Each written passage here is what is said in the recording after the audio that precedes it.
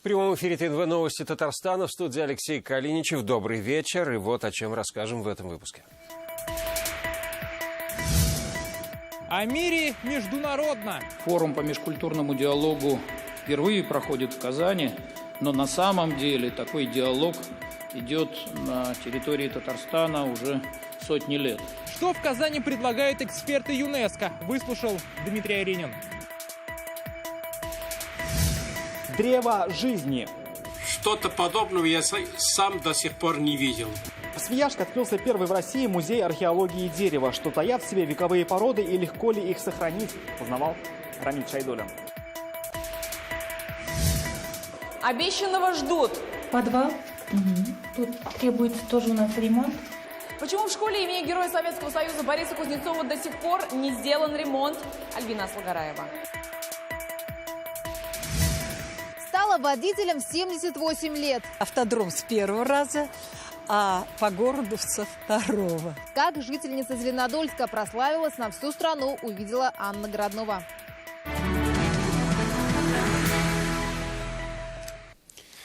Заботясь о прошлом, думая о будущем, сегодня в Казани открылся форум ЮНЕСКО по межкультурному диалогу. Как народам жить дружно и беречь объекты культуры приехали обсудить более 200 делегатов из 40 стран мира.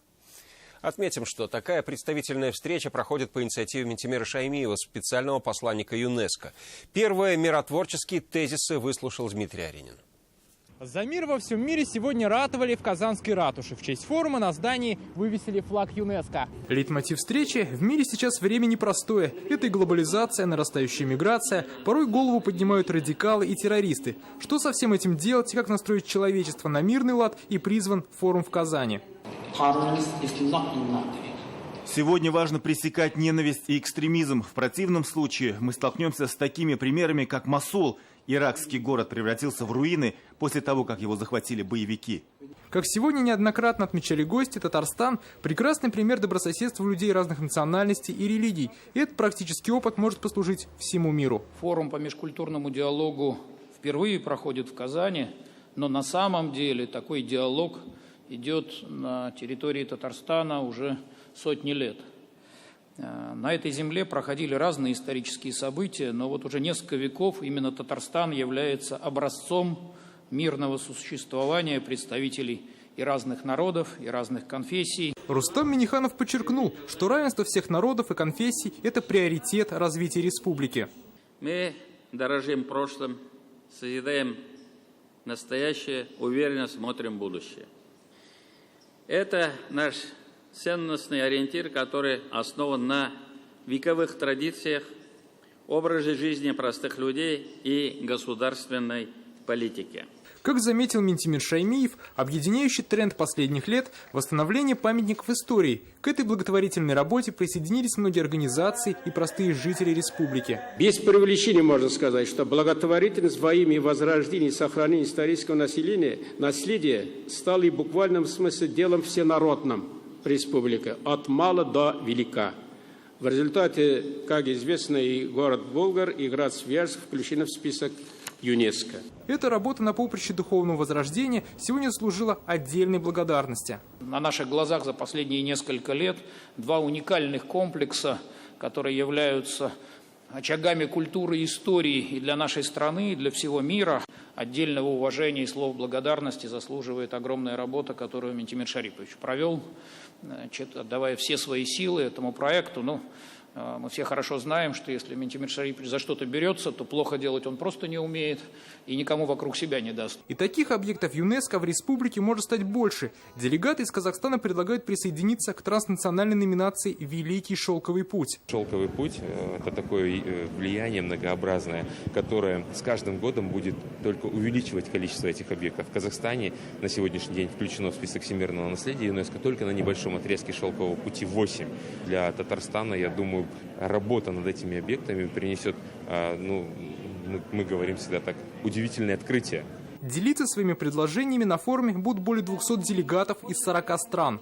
Тема межкультурного диалога в силу его широты. Мы попытаемся выйти на определение. Почему? Потому что в мире существуют самые разные определения. Каждая страна понимает его по-своему. Мы живем сейчас в периоде кризиса, да. Вот. Но что, кризис дальше что будет? Будет конец планеты или будет другая альтернатива? Я думаю, конец планеты не будет. Все-таки мы должны искать другой предмет. Выход видят и в просвещении молодежи. В разных странах все больше школ присоединяются к миротворческой программе ЮНЕСКО. 13 таких есть и в Татарстане. Ведется работа в лучших традициях ЮНЕСКО. Это и толерантность, это международная дружба. Первый день форума – это только начало большого межкультурного диалога. По итогам всех встреч должна появиться декларация с конкретными предложениями мировому сообществу. Дмитрий Аринин, Данил Филатов, ТНВ, Казань. Сергей Кириенко сегодня лично оценил воссоздаваемый собор Казанской иконы Божией Матери. Внешние строительные работы планируют завершить к 4 ноября. Дату озвучил митрополит Феофан. Уже установлены большой и малые кресты, завершаются работы по устройству теплоизоляции главного купола и наружные штукатурные работы. Оформляется место явления Казанской иконы Божией Матери и иконостас пещерного храма. Это не строительство, это воссоздание. Фундаменты. Впервые. Археологи насчет очень мощных. Это единственный, я бы сказал, единственный собор, воссоздающийся в России вот в таком стиле. Опять это ответ, как можно сочетать культуру с новым строительством. Напомним, указ президента о воссоздании собора и строительстве Болгарской исламской академии был подписан 2 года назад в один день. В Болгаре Сергей Кириенко тоже побывал. Детали визита в следующем репортаже. Визит высоких гостей прервал занятия на большую перемену в Болгарской исламской академии. Позвольте от имени студентов Болгарской исламской академии выразить вам искреннюю благодарность за ваш огромный вклад в создание и развитие Болгарской исламской академии. Болгарская исламская академия открылась в сентябре 2017-го. Сейчас здесь обучаются около 200 шакирдов. Образование бесплатное, есть стипендия 3000 рублей. Студенты учатся по специальностям исламское право и исламская мысль и вероучение. Здесь все оснащено, здесь оно спокойно приходит с листочком, ставят его, работают с ним. На компьютере все вывозят, сам на экране работают. Преподаватели и студенты живут в обустроенных комнатах. В них сегодня тоже заглянул Сергей Кириенко. Президент, молодые преподаватели на короткий срок приехали. Как отмечают, развитие этой академии в течение ближайших лет позволит повысить качество отечественного исламского образования. Также Сергей Кириенко посетил Белую мечеть, где примерил тюбетейку. Гостю еще показали музей, Большой Коран и древнее городище. В завершении московский гость не упустил возможность сделать несколько фото в компании Рустама Миниханова. Ради Пархунин, Дмитрий Аренин, Марат Хусаинов, ТНВ Болгар. Увековечили в дереве. Сегодня в рамках форума ЮНЕСКО в Свияжске открылся единственный в России музей археологии дерева. В нем собрано больше 4000 деревянных предметов, которыми наши предки пользовались столетия назад. Так, деревянная форма для выпечки пряников вовсе датирована XVI веком. Артефакты оценил Рамиль Шайдулин. Этого события ждали больше 4 лет. В Свияжске открывается первый в России комплекс, где будет храниться дерево. Больше 4000 бревен и 1000 предметов, найденных на острове. Что-то подобного я сам до сих пор не видел. Музей археологического дерева. Это выполнили наши специалисты, наши ученые. Идея сохранить многовековую древесину Свияжска в одном комплексе возникла в дни, когда остров стал объектом культурного наследия ЮНЕСКо. Ментимер Шаймеев поддержал идею, в то время генерального директора организации Ирины Боковой не прошло и 5 лет, как идея воплотилась в жизнь. Нет, я думаю, что это еще раз будет вклад в какое-то новое мышление, как сохранять культурное наследие и как тоже это культурное наследие использовать для межкультурного диалога. В музее даже то, что веками лежало потолще земли. Дерево 18, 17 и даже 16 веков. Здесь они представлены слоями. То, что повыше самое молодое, на глубине самый древний слой. Раскопки показали, что часть образцов дерева родом из 1551 года, когда в Свияжске было поселение Казанского ханства. Сохранились и предметы той поры. Очень интересно к этому прикоснуться. Я думаю, что для хранения традиций, культуры нашего многонационального государства такие вещи просто необходимы. Современные технологии музейные, которые, в принципе, еще в Татарстане для нас в новинку, очень приятно видеть, большой труд. Музей археологии дерева первый такой в России. Похожие есть в Швейцарии, но там представлены живые деревья. В самом посещаемом музее Скандинавии, Стокгольмском музее ваза, хранится корабельное дерево. Музей в Свияжске – фантастический музей, высокотехнологичный и очень презентабельный. Я считаю, что внедрять технологии в процесс консервации дерева, если это будет продолжаться долго, очень хорошая практика. Технологии не только в хранении, но и презентации. Об истории раскопок дерева и Свияжска в целом рассказывают мультимедийные выставки, где можно будет узнать и о том, как здесь кипела жизнь в 17 веке. Рамиль Шайдуллин, Александр Лобанов, ТНВ, Свияжск. Больше 1000 экспертов, уникальные разработки и обсуждение технологий. В Казани продолжается нефтегазохимический форум. Своим передовым опытом делится и Казань-Оргсинтез. Обмен информацией, инновационными технологиями и опытом. Так проходит выставка на полях нефтегазохимического форума. На выставке 150 компаний со всего мира. Пока одни знакомятся, другие уже совместно работают на научно-практической конференции «Нефтехимия Татарстана. Наука, инновации, производства». Посвящена она 60-летию образования ПАО «Казань-Оргсинтез». Доля продукции «Казань-Оргсинтез» на нашем российском рынке по полиэтиленам высокого низкого давления фенол ацетон больше 30-40% это «Казань-Оргсинтез». «Казань-Оргсинтез» – постоянный участник научных конференций, является примером предприятия, которое применяет научные решения на действующем производстве. Так, накануне президент наградил компанию дипломом Гран-при в номинации «Новые перспективы виды нефтехимической продукции». Во всем «Казань-Оргсинтезе» вопросам качества вырабатываемой продукции уделяется особое внимание. Высокое качество выпускаемой продукции неоднократно отмечалось потребителями разных стран. «Казань-Оргсинтез» поставляет продукцию на экспорт в 31 страну мира. И это число по итогам нефтегазохимического форума может увеличиться. Выставка на его полях открыта до 6 сентября.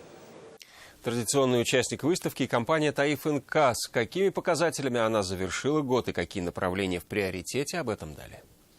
Юбилейная 25-я международная выставка «Нефть, газ, нефтехимия» собрала более 100 компаний. Представить свое оборудование, технологии, обменяться опытом приехали участники из России и других стран. Со своим стендом и компания «Таиф НК». Нефтепереработка, реализация нефтепродуктов, строительство и эксплуатация промышленных производств. Все это о крупнейшем предприятии нефтеперерабатывающей отрасли Татарстана и России. Один из крупнейших проектов – новый комплекс глубокой переработки тяжелых остатков. На сегодняшний день идет большая работа по пусконаладке и комплексной переработке. Установка находится в комплексном опробовании. На сегодняшний день перерабатывается полностью весь объем вакуумного газоля, в дизельное топливо, в нафту. После, в октябре месяце у нас запланирован большой капитальный ремонт. И в ноябре месяце мы планируем уже выйти на переработку. Мощность переработки сырья на новом комплексе составит 3 миллиона 700 тысяч тонн в год. Глубина переработки нефти после реализации проекта увеличится до 98%. Сегодня «Таиф НК» выпускает 25 наименований нефтепродуктов. В прошлом году компания переработала более 8 миллионов тонн сырья. Основные виды продукции – дизельное топливо, выпущено более 2 миллионов тонн, прямогонный бензин – 1,5 миллиона тонн, мазут – 2 миллиона тонн, автомобильный бензин – около 500 тысяч тонн. Продукция компании востребована на рынке, отгружается российским потребителям и по экспортным контрактам. Розничная сеть АЗС группы компании «Таиф» полностью обеспечивается автобензинами и дизельным топливом производства «Таиф НК». В Ташкенте может появиться филиал татарстанского технополиса «Химград». Там уже есть инфраструктура и действует специальный налоговый режим. Перспективы сотрудничества обсудили сегодня в Доме правительства. Президент Рустам Минниханов встретился с Хакимом Гуламжоном Ибрагимовым. Еще одно перспективное направление – создание совместного предприятия по сборке медицинских роботов-симуляторов для больниц Узбекистана. На встрече обсудили также сотрудничество с КАМАЗом. Вы смотрите новости Татарстана, и вот о чем далее. Обещанного ждут. Подвал. Тут требуется тоже у нас ремонт. Почему в школе имени Героя Советского Союза Бориса Кузнецова до сих пор не сделан ремонт? Альбина Слугараева. Стала водителем в 78 лет. Автодром с первого раза, а по городу со второго. Как жительница Зеленодольска прославилась на всю страну, увидела Анна Городнова.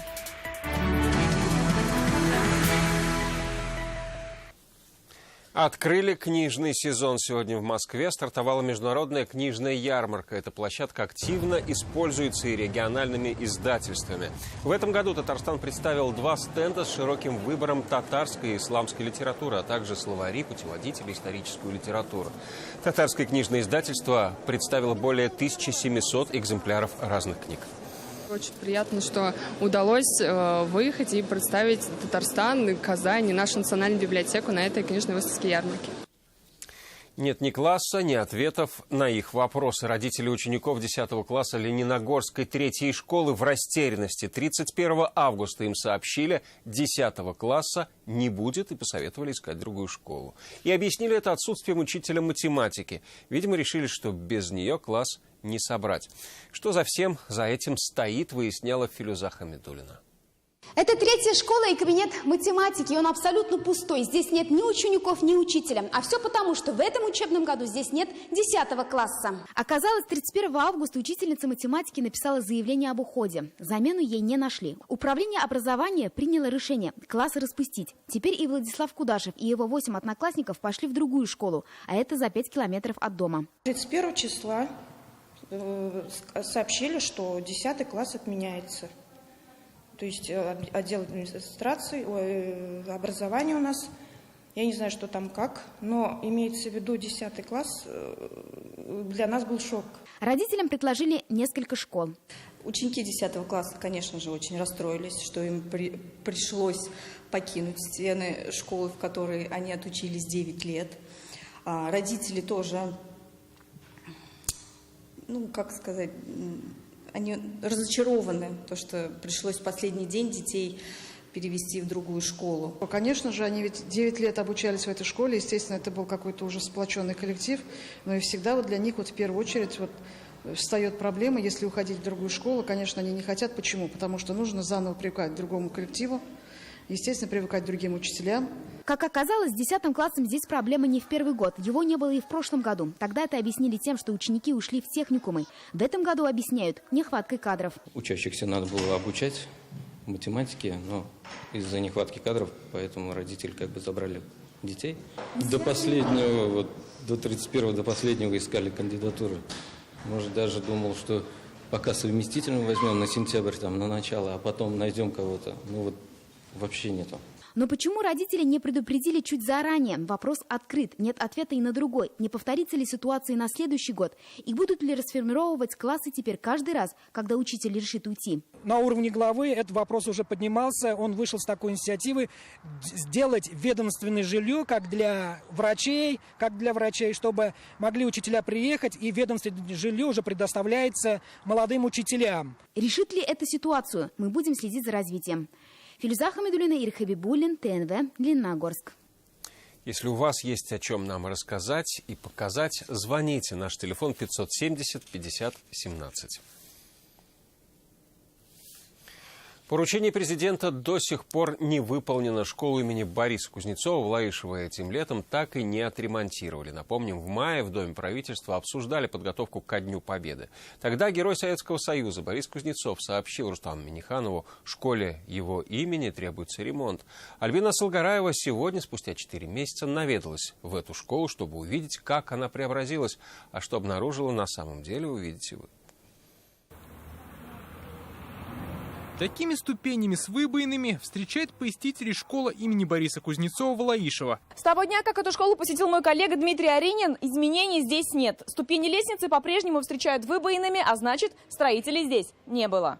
Этой школе имя Героя Советского Союза присвоили в апреле этого года. Об этом гордо гласит и вывеска. Табличка новая, а вот стена, на которой она висит, давно требует ремонта. О том, что ученикам здесь нужно улучшить условия обучения, Борис Кузнецов рассказал президенту в мае в Доме правительства. Борис Кириллович мне замечание сделал. Говорит, школа, в Лаишевском районе носит мое имя. Говорит, в таком неприглядном состоянии. Сроки капремонта, когда оно должно начаться, когда закончится, вообще обозначено не было. Это у нас подвал. Тут требуется тоже у нас ремонт. Пойдемте. Сюда у нас весной поступают талые воды. А значит, детям приходится дышать сыростью, которая исходит из подвала. Его ни разу не ремонтировали. Водопроводные трубы ржавые, вентиляция не работает вовсе. Трещины в стенах аккуратно заделаны, но они регулярно появляются то тут, то там, говорит директор школы. Руководство надеется, обновят учебное заведение не только ремонтом, но и современным оборудованием. Нам нужен, если по всем классам, 30 досок, по всем классам компьютеры, считая компьютерные классы, плюс там у нас 16, ну где-то 50 компьютеров. Капитальный ремонт здесь был 10 лет назад, но тогда кровлю не трогали, а она протекает. Фундамент школы также размыло от дождей. Все эти работы учтены в проекте капремонта, сказали нам в районе. И, как говорили в прошлый раз, к школам, названным в честь героев страны, особое отношение. Но почему же работы до сих пор даже не начались? Подготовка документов – это очень сложный процесс, там долгий процесс. На данный момент они готовятся к ГИСу, расчеты делаются. Как только будут расчеты готовы, сразу приступаем к ремонту. То есть это может быть и в этом году, а может и в следующем году. Борис Кузнецов – единственный в республике герой Советского Союза. Он не раз приходил на встречи с учениками. Они знают его подвиги и в честь кого названа их школа. Герой Советского Союза Кузнецов Борис Кириллович. Кузнецов Борис Кириллович. Кто это? Это, герой СССР. Войны. Когда начнутся работы в школе, до конца непонятно. И тут важно не опоздать. Речь больше не о сроках ремонта, а в днях, которые сегодня вместе с нами проживают ветераны. Ведь Борису Кузнецову 92 года. И хочется надеяться, что он лично сможет увидеть обновленную школу. Альбина Слугараева, Ринат Сафин, ТНВ, Лаишева. ГАИ все возрасты покорны. Жительница Зеленодольска в 78 лет получила водительские права. Теперь погребыли в деревню только на своем авто. Мария Зеленкина уже стала героиней соцсетей и федеральных программ. Ее узнают на улицах. С ветерком по городу с ней проехались и наши корреспонденты.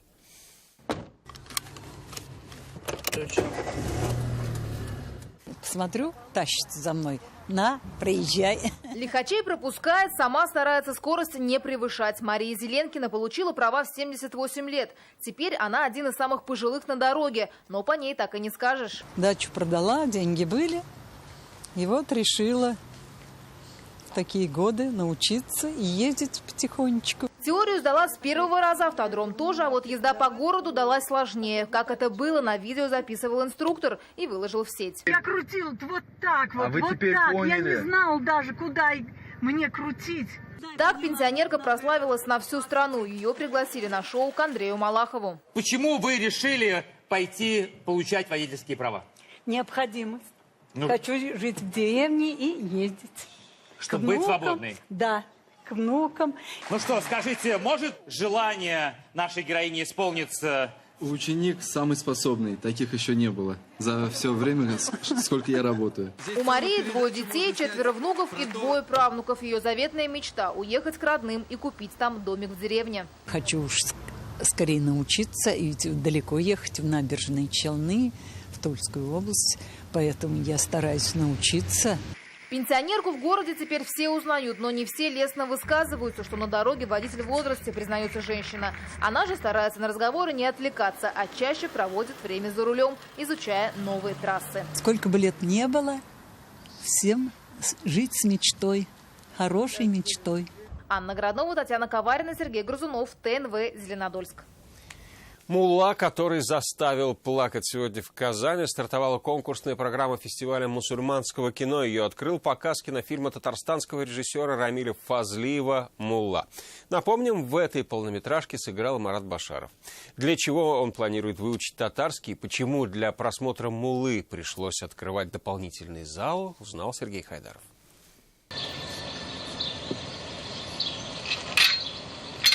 Он молод, каждое утро тренировки. Не скажешь, что Асфандияр недавно вышел из тюрьмы. Такой образ Муллы для зрителей впервые. Главную роль в картине сыграл режиссер Атинского театра Рамиль Фазлиев. Съемки проходили сразу в 4 деревнях. Деревня Куам, Береска, Шоша, Кунгар. Вот эти 4 деревни были использованы в этом фильме. В одной из деревень родился наш главный герой. На родине снимал. Эта картина возвращает к истокам, заставляет вспомнить традиции татарского народа, говорят критики. К своим корням вернулся и заслуженный артист республики Марат Башаров. Актер долго не думал, когда получил приглашение на этот фильм. Согласился сразу, не прочитав сценарий, ибо я очень-очень давно мечтал, хотел даже молился. Я вчера уже на открытии фестиваля сказал, что я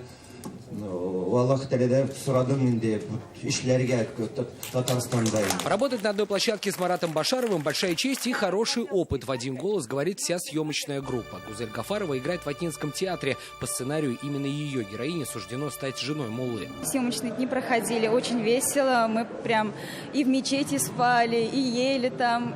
Вообще очень все интересно, весело, воспоминания очень яркие. Первый день работы фестиваля мусульманского кино и сразу такой ажиотаж. Кинофильм «Мулла» собрал в зале огромное количество зрителей. Многим просто не хватило мест в зале. Именно поэтому организаторам пришлось переигрывать схему фестиваля и открыть для этого просмотра второй зал. Этот фильм отличается от других жизненностью, говорят зрители. Глядя на все испытания, что проходит Мулла, они не могут сдержать эмоций. Неужели Мулла умрет? Мне так жалко стало.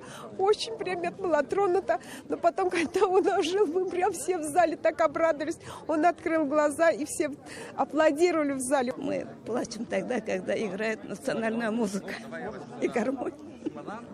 Когда он взял в руки вот этот гармонь и попробовал наиграть национальную мелодию, вот тут уж мы все поплыли. Татарстанская картина стала лучшей на международном фестивале кинематографии в Оренбурге. Теперь новый вызов – неделя мусульманского кино. В списке конкурентов 65 картин из 56 стран мира. Сергей Хайдаров, Рамзиль Гарипов, ТНВ, Казань.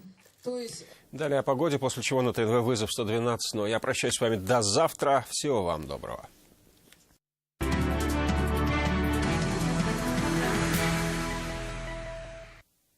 Добрый вечер. Время новостей «Спорт» на ТНВ, в студии Алмаз Гафиятов.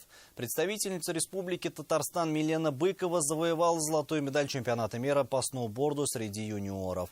Престижные соревнования проходят на горнолыжном курорте Кордона в Новой Зеландии. Быковой не было равных в дисциплине параллельный гигантский слалом. Еще одна татарстанская спортсменка Елена Балтаева остановилась в шаге от пьедестала, став 4-й. Серебряным призером соревнований стала китайская спортсменка Наин Гонг, бронза в активе россиянки Марии Валовой. Для Милены Быковой этот успех стал вторым. В 2017 году она также становилась чемпионкой мира среди юниоров.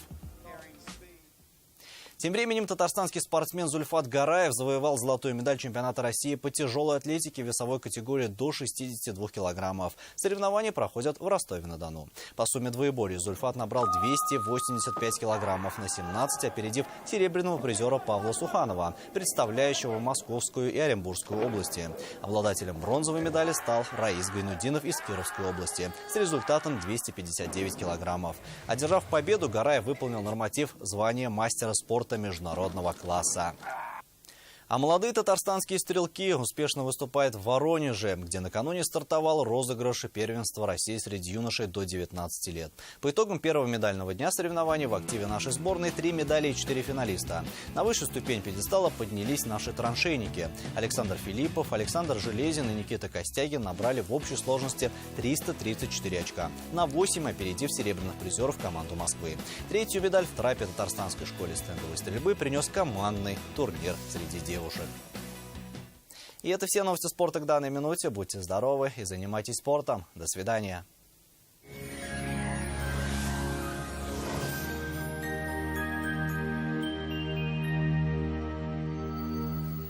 Здравствуйте! В Татарстане установилась комфортная и теплая погода. По-летнему яркое солнце хорошо прогревает воздух. Более подробно о погоде после полезной информации. Вам нужен шкаф-купе? Качественный, недорогой, по вашим размерам. Данил Мастер исполнит ваше желание. Успейте заказать со скидкой 20%. Данил Мастер, город Казань, улица Восстания, 23, телефон 2 167 166.